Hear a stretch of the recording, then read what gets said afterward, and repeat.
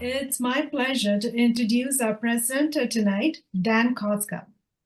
Over the past 25 years, Dan has been a member of Toastmasters clubs in Calgary, Ottawa, Victoria, and Slovakia.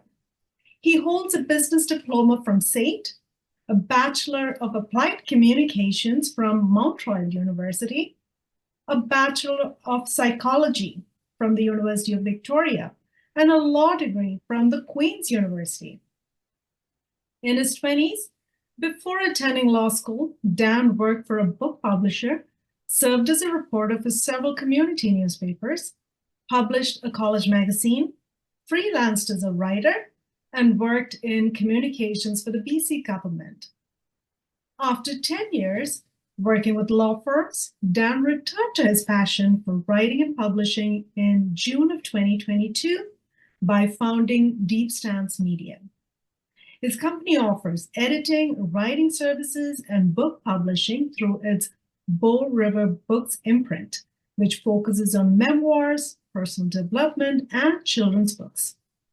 In August of last year, Dan wrote and published his memoir, Escape to Slovakia, 5 Journeys from the Ukrainian Border, and since then, Bow River Books published 15 additional titles by both Dan and other Alberta authors. Dan loves discussing about writing, publishing, and meeting others who share his passion. Please welcome Dan Kostka. Thank you so much, Leena. I appreciate the introduction. It's wonderful to be here with other people who share my love of books. And I assume many of you are aspiring authors, or you've written books and you're looking at your options in terms of publishing them. My hope tonight is to focus as much as possible on the basics so that someone who's coming in here and has never published before can follow along and learn a lot about their options. But I also certainly have some interesting statistics and details about my journey that I think would be also valuable for people who do have some experience with publishing and are considering alternatives. Maybe you've been traditionally published and wonder if you should have gone the other route, or vice versa, for example. So it is a real pleasure to be here, and I'll get underway by sharing my screen. I'll share some slides from PowerPoint. So just give me one moment while I switch over. So as I said, this is more of an overview, but I'm certainly going to go into a lot of details. I'm going to offer specifics from the books I've published. As Leena mentioned, I've published about 15 books over the past 15 months, including by 6 or 7 other authors and illustrators. And I have some experience with book signings and getting books onto bookshelves and so on. But anyways, a little bit more about my roots. My love of publishing goes back to when I was very young. I was 11 years old when I did this spring book you see on the left there. There was a competition in Canmore where I grew up for grades 4, 5, and 6 to create a spring book. And so what did I do? I cut out images from National Geographic magazine of various animals, and I created crossword puzzles and word searches and put it all together, and ended up winning best spring book for the grades 4, 5, and 6. So that kind of thing put publishing into my blood. It gave me that thrill of having an idea in your mind, and then you have a finished product at the end. And I love that project-based aspect of publishing, where you pick a project that excites you and you have a finished product. Just like when you're an author, like the memoir I wrote a year and a half ago, you have an idea for something that you think would be of interest to other people. You work hard for months and months, or maybe a year or two, and then you have a finished product, and it's a wonderful feeling that perhaps some of you have had that feeling, and I look forward to hearing a little bit about your journeys in our Q&As later. The Campus Forum is a college magazine I did with a friend when I was studying journalism. Every couple months we published this, distributed around South Calgary. Even went and got ads from solicited ads from businesses in order to pay for the printing, because we printed thousands of them. These are some of the titles I've published over the last 15 months. A bunch of them are activity books, so they're not like books that take months to create, right? I can create an activity book in a couple of weeks of hard work. And I love to do it because I have a couple of kids. They're ages 6 and 3. So I try to imagine what they would enjoy doing, and I create these activity books. But I've also created books for English learners, and there's a number of books there you'll see that are by other people children's books and a memoir, the karate one in the middle bottom that I collaborated with someone on creating. So that's some of my projects. Now, some key takeaways for tonight. So thanks to technology, it's easier than ever to be a published author.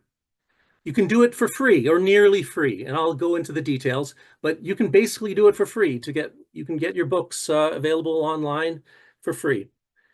Key point, publishers pay authors. Authors do not pay publishers. I'll explain this more later because there's certainly services that self-published authors need to tap into at times. But as a general rule, I really emphasize this because when you have a dream to be published as an author, there are so many scam artists that'll immediately swoop in and try to take advantage of you. And so it's really important to remember publishers pay authors, authors do not pay publishers as a general rule. Now, whether you are traditionally published or self-published, you'll have to play a role in marketing. And that's something you can't get away from. And I know many people who love writing, they hate the idea of being a salesperson. They think, well, if I wanted to go into marketing, I go into marketing, right? I want to be an author. But whether you are self-publishing or getting traditionally published, you are going to have to play a role in marketing.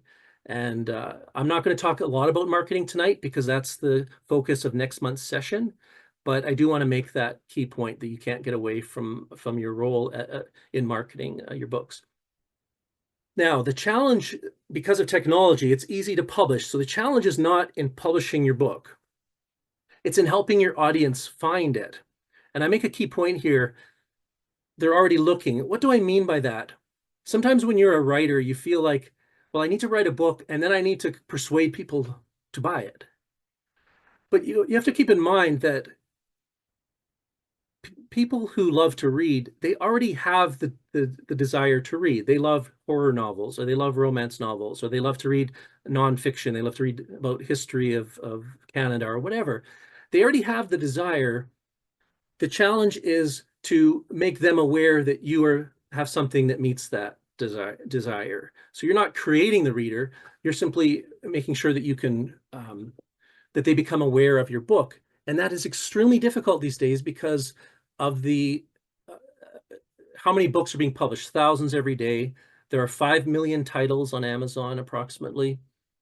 So there are so many books out there and being released constantly that getting noticed is the real challenge. And again, that's a bit of a marketing talk there, but the analogy is, some of you may have heard before, is that adding a book, like publishing a book these days, is like adding a grain of sand to the beach. No one's going to notice unless you do something to attract the attention, right?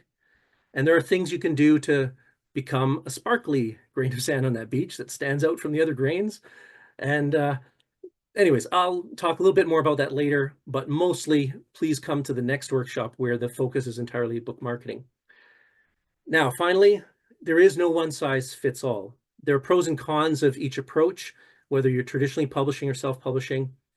And the best approach depends on your unique strengths, weaknesses, and goals, okay? So those are the key takeaways. If you have an extremely busy schedule, you could leave right now and you've got 90% of what I have to say. No, please don't leave. There's lots more. Traditional publishing, pros and cons.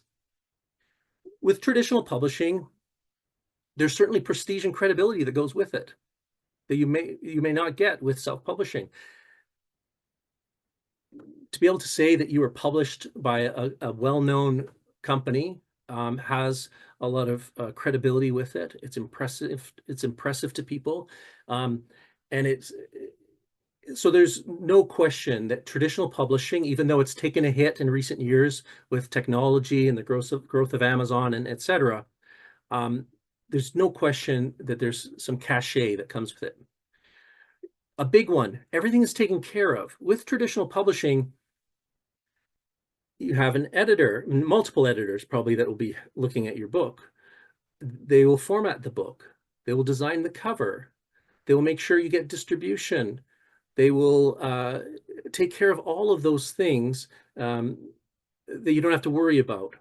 Now, there's an asterisk. Why do I put an asterisk? Because, which I hinted at earlier, there's the marketing aspect. You do have to play a role with that. They're not just going to do everything for you. But there's a lot taken care of for you. So that's a big plus. And of course, you get money now, you get in advance. Not always. There are smaller publishers that do not offer advances. They still do everything else for you. They get your book out there, but they just don't have the funds in order to do an advance. Last month, I attended an online panel. I viewed as an audience member an online panel put on by the Writers Guild of Alberta, and one of the speakers was with Stonehouse Publishing in Edmonton, and they publish about 3 books a year, and they don't pay royalties to their authors. Excuse me, they don't pay in advance to their authors. They do pay royalties. They don't pay in advance, and that's not unusual. That some small publishers cannot afford an advance. If you get in with a bigger publisher, of course you will. You will get an advance. Unlike with self-publishing, of course, you have to wait for the sales to happen. And again, distribution in bookstores. Traditional publishing handles all of that. They get you into the bookstores. Now, there are some cons with traditional publishing. You are giving up a lot of control, right? That's the flip side of things being taken care of for you, that there's an element of control where they're going to have strong opinions about how your cover should look, what maybe even the title, maybe the idea that you have for your title is not one that they feel suits the market, or it's too similar to another title, or whatever reason. They may change the title, and they may have strong views on the content. They may send back some recommended changes to you that you don't like, but if you want to be published, you're going to have to take out some things or add some things in, expand, whatever. So you're giving up some control. It also can take a long time. It's not unusual to take at least a year, maybe a couple of years, between your proposal being accepted and a contract being signed with the publisher and your book actually appearing in stores and you holding it in your hand. It can take a long time. Why does it take a long time? Well, publishers have their own schedules. They have to plan have a marketing plan. They usually plan that a year in advance. They have to slot it into the catalog. Publishers offer catalogs sometimes 2 or 3 times a year is typical. 2 or 3 times a year, they put out a catalog of their new titles. So you have to be slotted into an upcoming catalog. And all those steps involved of cover design, editing, revisions, further editing, and so on, that all takes time, right? And you're not the only book they're publishing, even though you kind of wish you were, and that they gave all their attention just to your book. So it takes a long time to get published, which can be frustrating. And there's lower profit per book. So for every book sold, typically you get a smaller royalty with a traditional publisher than if you had self-published, as a general rule.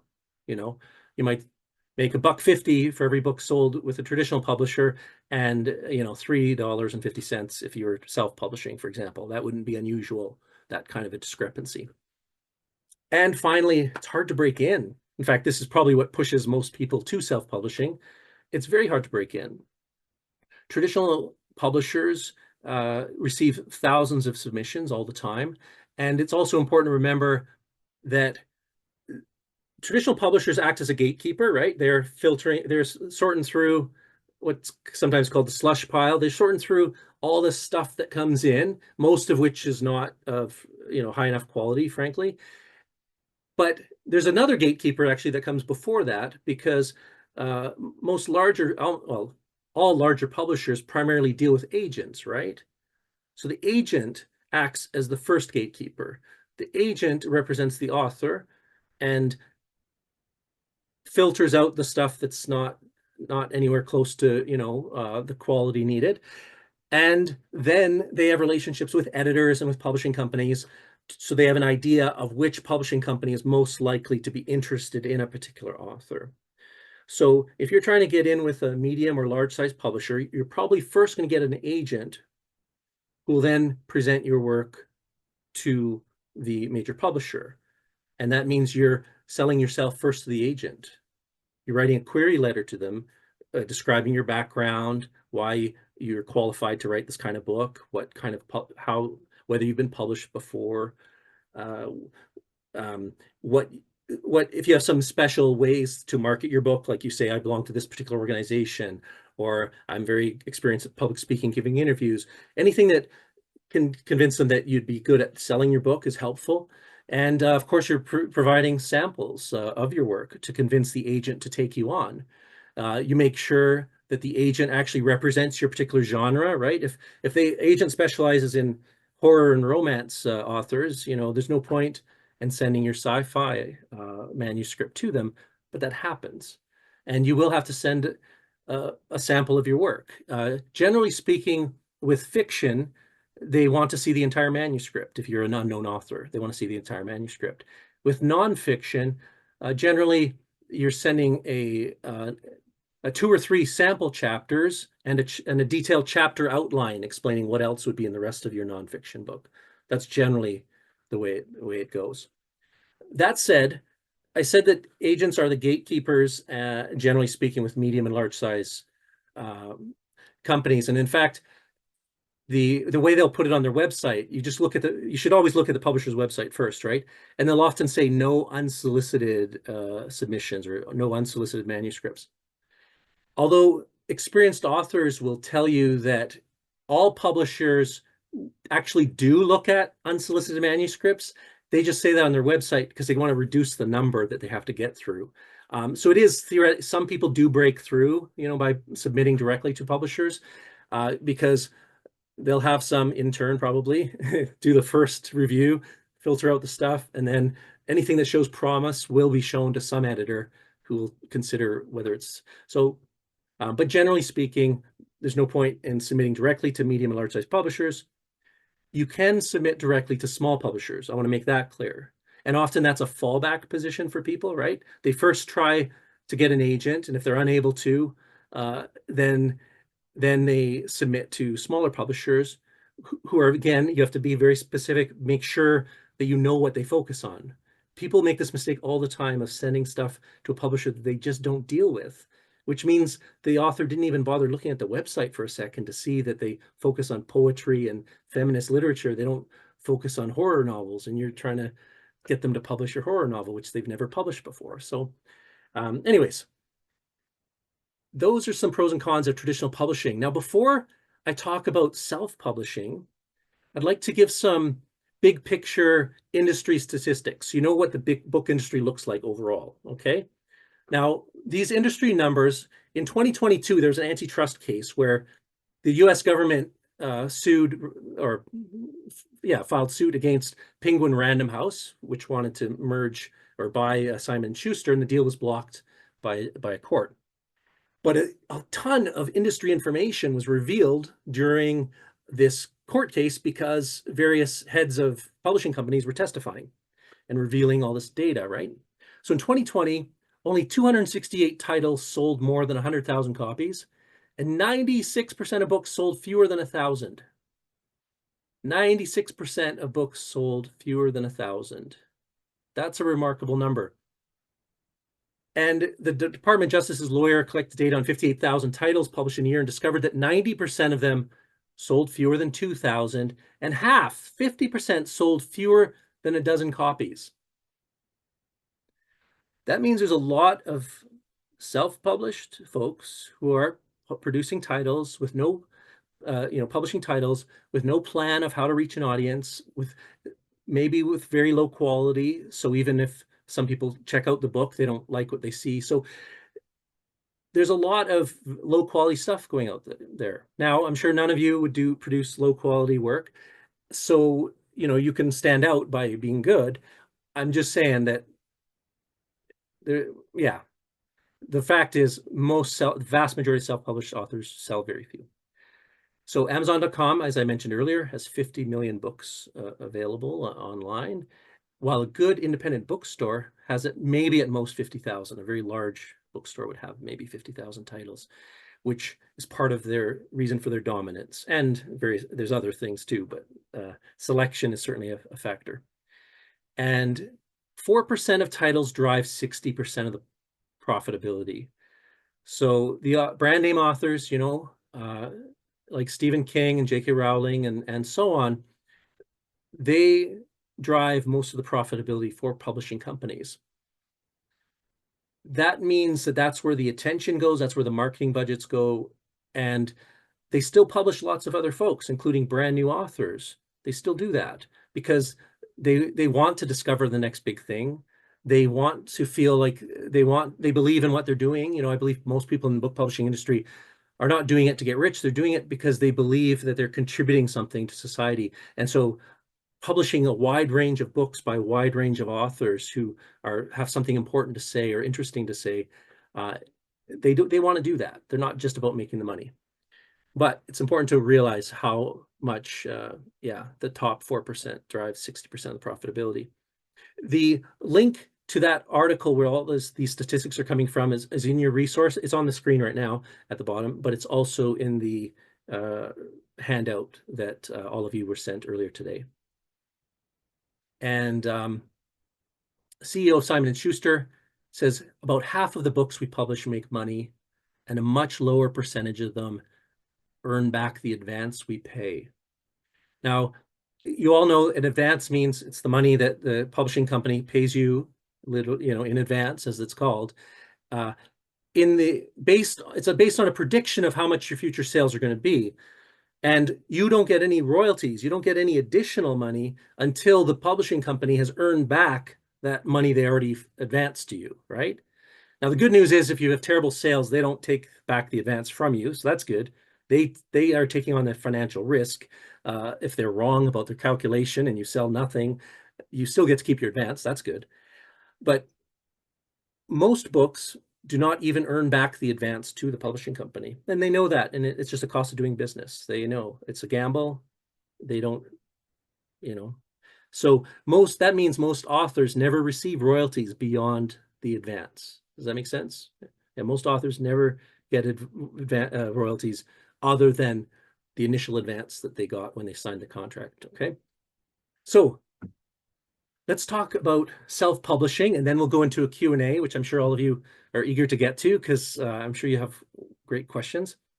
So pros of self-publishing, talked about this a bit.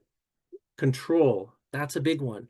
You get to control all aspects of it. That's a responsibility too, but you get to call the shots. You are the marketing director. You are the distribution manager. You're the editor. You're everything. There's more profit per sale per book sold. That's the general rule. It's fast.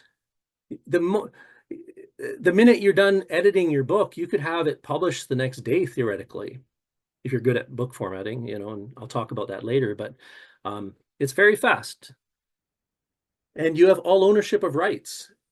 When you have an agent, they'll try to make sure that the rights stay with you as much as possible. But when you're a brand new author, you don't have a lot of leverage. And so the publishing company is going to try to get as much rights as possible. They're going to say, if there are foreign translations, we get the rights to that. If there's adaptations of your book into a movie or whatever, we get rights to that. They'll try to get as much as they can, and then the agent will try to negotiate and keep some of the rights to yourself. Self-publishing, you own it all. Whatever form your work takes in the future, you own that. And you have direct access to readers, which can be very appealing, where you could be selling your book directly on your website. You could build your own email list and send updates to your loyal fans, and so on. You have that direct access and relationship with your readers, which can be appealing. There are some big cons with self-publishing as well.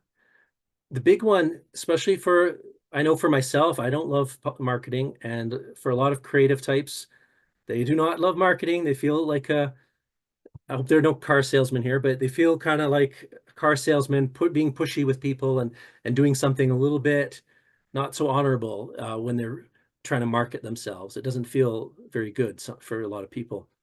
But marketing is all on you. You have to have a plan and you have to carry it through. And it's time consuming, and it distracts you from what you love the most, right? Presumably you love explaining things to people, or if you're a nonfiction writer, or you love building worlds and entertaining people if you're a fiction writer. You'd rather be doing that than updating your social media and contacting bookstores to try to get on their shelves, and you get it. And the upfront costs, there are upfront costs. Now, I said you can publish basically for free. Well, if you're good at editing your own work, which a lot of writers aren't, I'm lucky that I'm able to switch gears from the creative mode to the nitpicking, mode and edit my own work. Most authors aren't able to do that. Most writers aren't able to do that. They need someone else to edit their work. Uh, well, editors aren't free, right? So that can be a costly thing to have someone edit and proofread your work. And also cover design. A big mistake that self-published authors make is they think they can design their own cover. And if you don't have if you don't have training in graphic design, you're likely to create a book that looks amateurish and therefore will not convince people to buy it. So spending money on a cover designer is important. And I told you I was going to be very specific tonight. I want to share real numbers. And so when I published my memoir 15 months ago about helping people at the Ukrainian border, I had read about how important it is to have a good cover design. And so I found a professional book cover designer in Vancouver, and she offered three packages. One was about $700, one was about $1,000, and the other was $1,200. And I went with the middle package. So I paid about $1,000 for a very nice cover design. She designed the front and back cover. She provided a 3D graphic where even before the book ever existed in the real world, she created a design that made it look like it already existed for marketing purposes. So I paid $1,000 for that. That's a big expense, right? A lot of us creative types or people who want to publish don't have thousands of dollars sitting around. So, but it's an investment you need to make to have a good cover design. Now you can get a cover design for maybe $300 if you, for example, Fiverr is a popular place to look for freelance services, and I've heard that there are some ones with some very good portfolios because you need to see the previous work, right? To see that they really are good. You can get for apparently $300 to $500, you can get a very professional looking cover design. So I maybe overpaid, and you could argue that, but I didn't want any doubt about it. I just wanted to know that I was getting professional and that I wanted to get it out there, and so I spent the money. So let me address this now. In terms of editing, you might say, well, how much does that cost, right? How much, let's say I'm going to finish my book soon. Okay, I want it to be professional. I don't want it to have lots of errors. If it needs some structural changes, I need to know that from a professional. How much is that going to cost? Well, Friesen Press has very helpfully created this document. Again, it's the link to this is in your handout that was emailed to you. So they searched around and they found the average costs for editing. So, and it's based on number of words, right? Normally editors don't charge by the hour, they charge by the number of words that they're working on. And so you have a content edit, copy edit, and proofreading. Maybe you all know the difference. I'll just explain quickly. A content edit means that they really need to go into the structure of the book. So they need to have read obviously the entire thing, but then they need to look at whether things need to be moved around, whether some parts need to be expanded or whatever. So it's the most expensive because it takes a lot of experience as an editor to be able to make those judgment calls, and it's hard intellectual work to restructure someone else's manuscript. So that's content edit. Copy edit is the fixing the grammar and so on. And proofreading is done at the very end, of course, which is just seeing if there are any final mistakes that have been missed in the previous stages. So potentially, this is for a 60,000 word manuscript, which is generally considered the minimum for a full-length novel, right? Anything shorter than that, and you're bordering on something called a novella, right? If you're only 40,000 words, would be a novella. A full novel would be 60,000 words, so you might pay a couple $1,000 or more for editing. So let's go back. Stigma. There's certainly still some stigma with self-publishing. There are people who will feel like, all the traditional publishers rejected you, so you did self-publishing. That was a last resort. That it's not good enough. You're not good enough. there is still that stigma, and it's starting to change, I believe. At the WGA panel that I attended last month, which, by the way, this is important, I want all of you to know, the Writers Guild of Alberta, the WGA, has a YouTube channel, and the panel I'm referring to, as well as previous online panels that they've hosted, are all on their YouTube channel. So you can look that up yourself, Writers Guild of Alberta YouTube channel, and you can see exactly what I'm talking about. And it was a fascinating panel last month talking about, well, a lot of the things we're talking about tonight. So there was a lady with Friesen Press, and she said that in the last 5 years, she'd say that the stigma against self-publishing seems to have shifted a lot, and because people are starting to appreciate that there are real benefits to it, and that traditional publishers aren't able to offer as much as what they used to be able to offer in terms of advances, in terms of marketing budget, in terms of the power that they used to wield, and that there are some very big name authors who've done self-publishing now and who've been successful and are choosing it. So there's more and more people who are choosing it.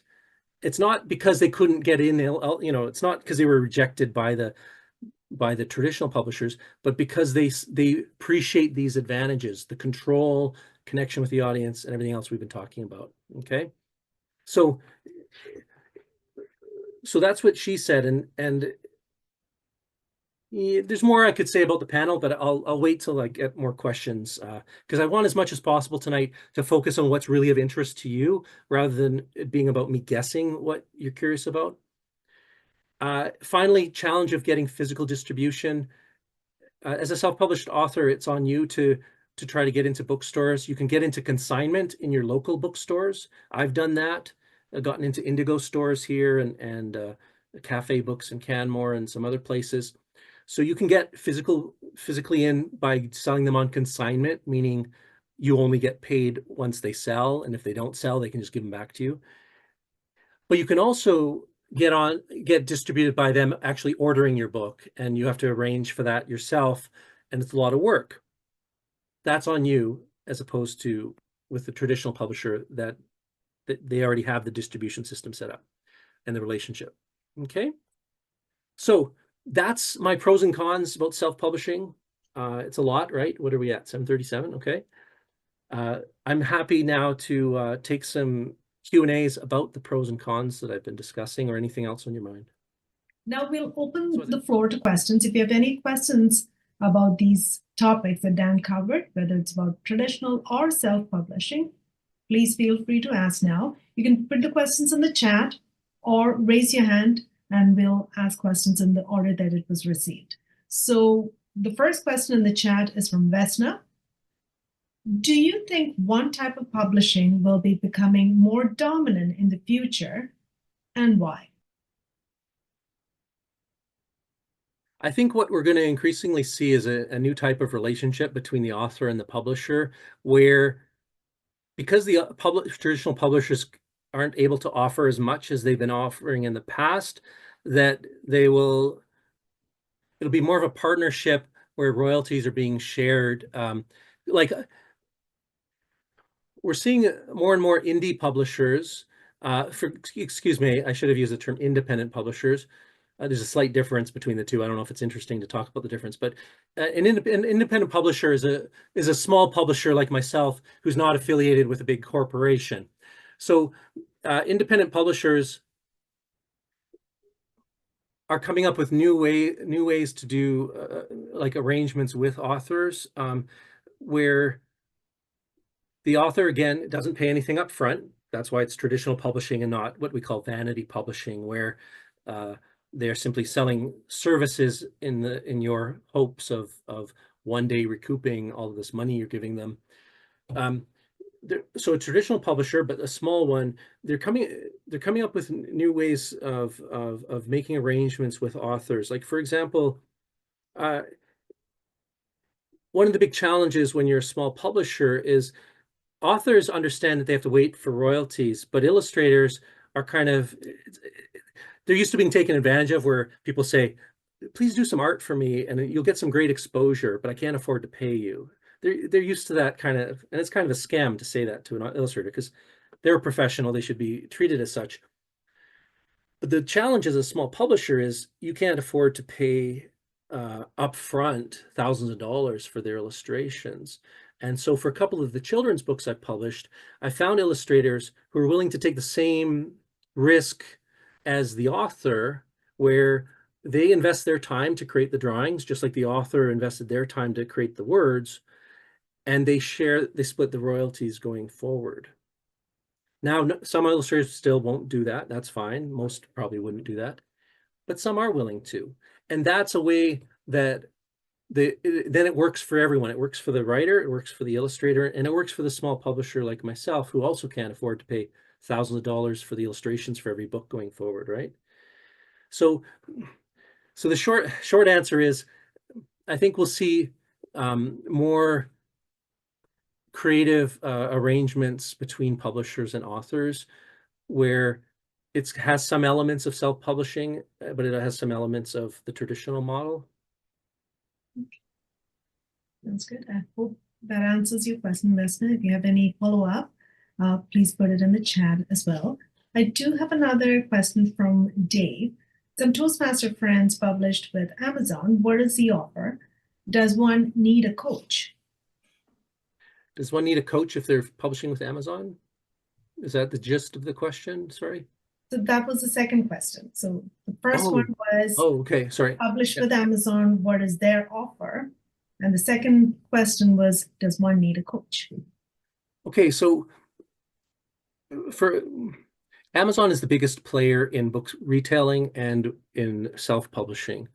The statistics I was recently looking at said that 40% of all book sales, both on print and ebook in the US, are through Amazon, and they control 80% of the book buying traffic online.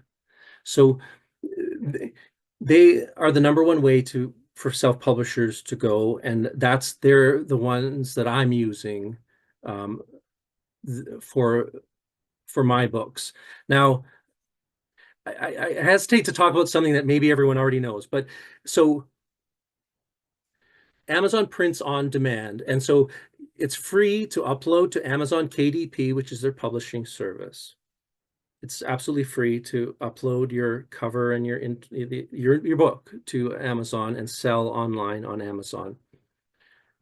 And that's for both print and ebook. If somebody in Alberta here orders your book, then Amazon has a printing facility here in Alberta. They print a single copy of that book and they ship it to that person who ordered it here in Calgary. And you pay nothing up front to be listed on Amazon and to sell your books in this way. And with you may be curious, okay, well, what's the royalty? Well, like I said, I want to give as many specifics tonight as possible, because I know when I go to presentations, I hate when it's like just vague suggestions and not specifics, especially when it comes to numbers. So I could have Vesna maybe show the Amazon royalty slide. And it's for my memoir, the Ukraine one, which it retails for $14.95. When you sell on Amazon, you set your own price, and they will show you what the printing cost is going to be and how much royalty you're going to get. So there's the price. You see $14.95 Canadian for Amazon.ca. They say their printing cost is that. Royalty rate 60%. So $5.41. So anyone who buys a book in Canada from Amazon.ca for $14.95, I get a royalty of $5.41 Canadian.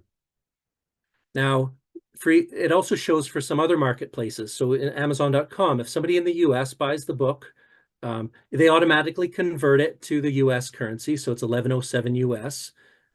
And there my royalty is $3.91, right?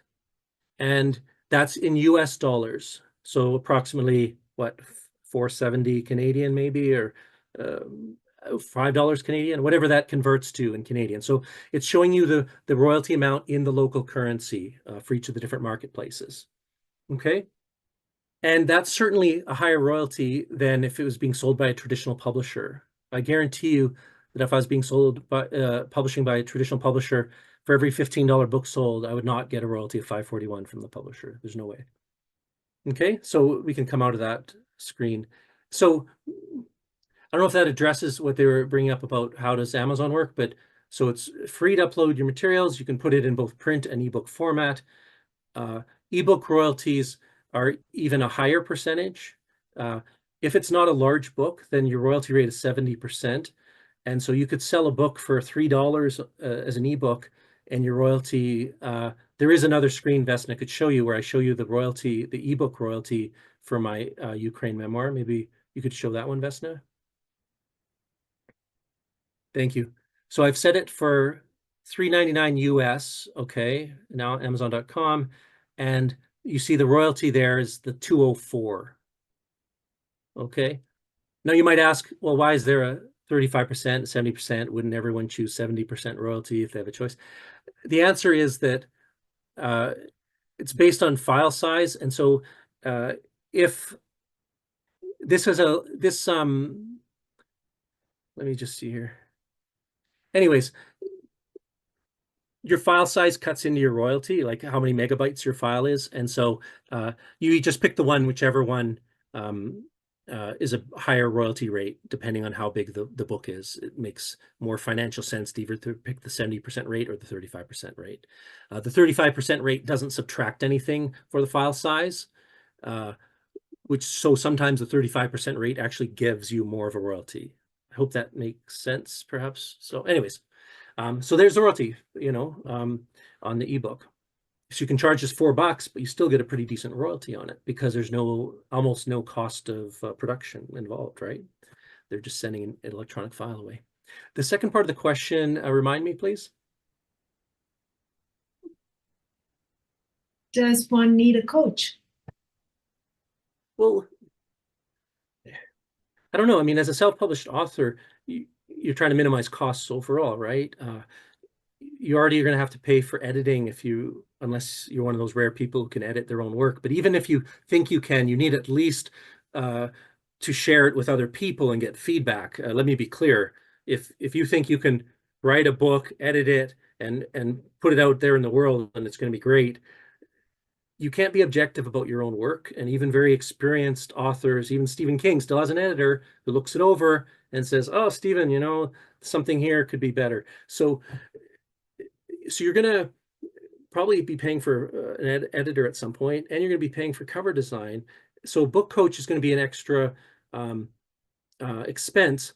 I would say that there are so many people like myself right now willing to talk about this stuff for free. And on YouTube, there's so many wonderful videos made by people including published authors, very successful published authors, willing to talk about their journey. I think you can get that coaching for free if you're willing to dig a bit and look at like the WGA panel I mentioned. And they're going to have another one next month. I believe it's after our workshop, thankfully, but it's about book marketing. And so there's so much free information out there that the same thing that a book coach, I believe, would provide. Now, obviously, a book coach is going to tailor it directly to your situation. So I'm not saying you're not getting some real value from them. Of course you would be. You're getting someone you can bounce ideas off of. You're getting advice tailored to you. So it'll take more effort to take the good from, filter out from the general videos out there, what's relevant to you. There's more effort involved, but it's free. So that's my answer. Okay, thank you, Dan. I do see that Bidad had her hand up. So go ahead, Bidad, and go with your question, please. Okay, thank you, Dan, for your presentation. I have my question about the publisher. I feel it like when you said you don't need to have to pay upfront, the publisher can take over, and then the amount of they extract the money from the amount of book that they like published, right? How many books they have done for you. Sorry, I have noise here in background. How do I track because if they sell more than I they expected, do they get back to me and give me the extra Absolutely. money, or it is just they will take over whatever it is? they'll send you regular reports saying how much of your advance you've earned back, that they've earned back so far. So they'll tell you how many books have sold, and then they'll show you how much of that is profit that's contributed to paying down the advance. And once the advance has been, they've earned back the advance, let's say it's $10,000. Once they've earned 10,000 in profit from your book, then your royalties start to go to you. And so you get those sales reports, depending on the publishing company, it might be every 2 months or 1 month or whatever, but you'll get reports saying, at what point they've earned it back, and then your royalties start coming to you. But as I said earlier, the most books never earn royalties beyond the advance. Most authors don't earn royalties beyond the advance. Yeah. Thank you, Dan.